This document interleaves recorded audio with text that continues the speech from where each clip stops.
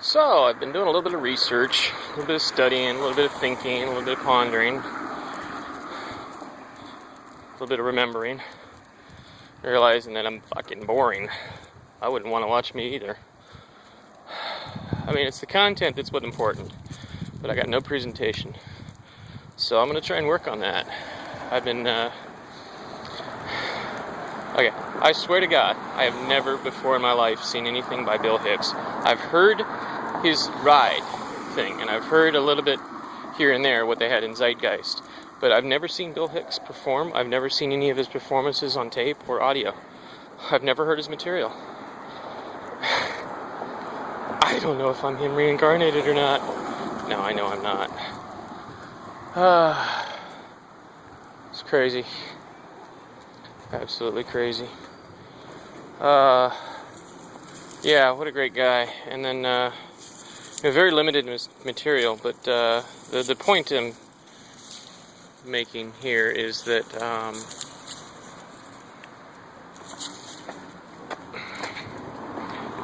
no, get off. Sorry, my dog's being a dick today. Anyway, the point I'm making is that I'm going to try some different things. I'm going to try some different ways of presenting myself, and one of them is going to be a stand-up routine. I'm going to try and do that. I'm also thinking about doing it in a costume of mine, as a different character, but, that's neither here nor there. To do with this, I'm going to try a comic routine. I'm going to try some different formats, try and bring some entertainment to you. I think I'm going to go ahead and buy some instruments and just start composing any music myself. In the meantime, I'm going to try and contact some independent musicians and see if I can use their music. If you're a musician and you'd like to... No, I'll find you. No, You're not soliciting me. That's why this is a read-only diary. You're not going to be able to contact me. I don't want fucking zombies bothering me. But I'll find some local musicians and get some recordings from them or something like that and start putting some music into it. But it's power of presentation. But I want to caution myself and you as well that getting caught up in the presentation itself is distracting from the message. So I'm going to concentrate very hard on not getting caught up in the presentation. But if I start to get caught up in the presentation, fucking say something to me. Jeez. Try to, anyway. There's ways to get messages to me. You just gotta be smart and not be the NSA. Fuck you guys. So, yeah. As to the broader view of things, kind of the whole theme. Yeah. There, how's that? There. Oh, look at that. Oh, yeah, isn't that beautiful? It's my halo, huh? I am Jesus. Nah. Anyway, as to what's going on in the world, it's still pretty bad. I'm getting a clearer picture every day as I move along in my travels. I'm thinking that the only real zombies are what we call psychopaths. I think those are the only real zombies, but that anything similar to zombie is just, I don't know, zombies in training or something like that. I don't know. I think I promised myself I wouldn't use that term, but it's kind of appropriate. But, this thing with psychopaths reaches back farther than I ever imagined. And it's more involved, more in depth. I originally did this because, I really wanted to do this originally because I know what's going on and I know how to solve it. Or it's, at least that was my understanding at first. Max, come here. Knock it off. But, things are changing slightly as far as my views. But that's as I learn more fact. And, I'm just getting a clearer picture of things. And, we've been cycling through this nonsense for thousands of years. I mean, the Renaissance. The Renaissance was the result of someone like me, or people like me, waking up and saying, hey, you know what? Things are fucked up. You know, this Dark Ages bullshit, we don't have to put up with that. So we had the Renaissance. But before the Renaissance, I'm watching Carl Sagan's Cosmos, the original one. Carl Sagan is brilliant, by the way. We all need to watch him again. But, so I'm watching Carl Sagan's Cosmos, and he's talking about Tesquerdo, something like that, an astronomer from fucking 2,200 years ago, discovered that the Earth was round by simple mathematical supposition. You know, shadows in two different places at two different latitudes, and he was able to tell what the diameter of the Earth is. You know, 40,000 kilometers, based on measuring shadows, but the distance between sticks and the distance of the shadows. You know, the angles of the shadows. You know, gee, I wonder where I'm at. So, you know, we've had all this knowledge before, and we've lost it again. We've lost this knowledge, this humanity, several times throughout our history. We can't do this anymore. We can't survive any more of these upheavals. We can't survive another social self-destruction, because we're taking the planet with us, or at least, you know, not the planet. We're not killing the planet. We're just killing our ability, or the planet's ability, to support mammal life. You know, it's what this whole global warming, as we call it, thing is about. It's restoring the CO2 to the atmosphere that was sequestered, and in being sequestered facilitated the survival of mammals on the planet.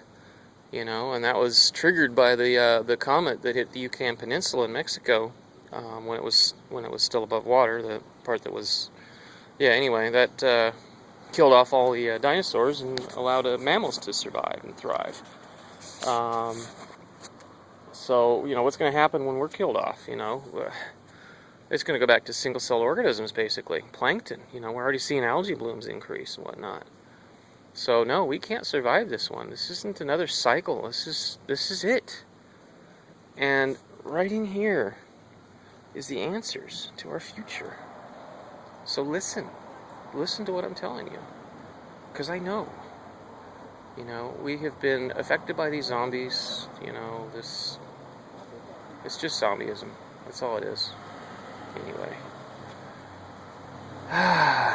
So I'm working on that. I'll work on presentation and work on being less boring. I'm gonna try and do some features too. I'm gonna try something interviewing people, except that you'll be looking at me the whole time, not the people I'm interviewing. I'll try some other features, some field features, some other things. Thank you. But, yeah. But you know, so just look out for that stuff, and you know, I'll do what I can to make this more exciting. So, how do we think of ourselves? What do we know for a fact about our lives in this society of zombies? But what we know, what I figured out, that we're addicted. We're addicts, all of us. We're addicted to what we are force-fed by our economic system, by the zombies.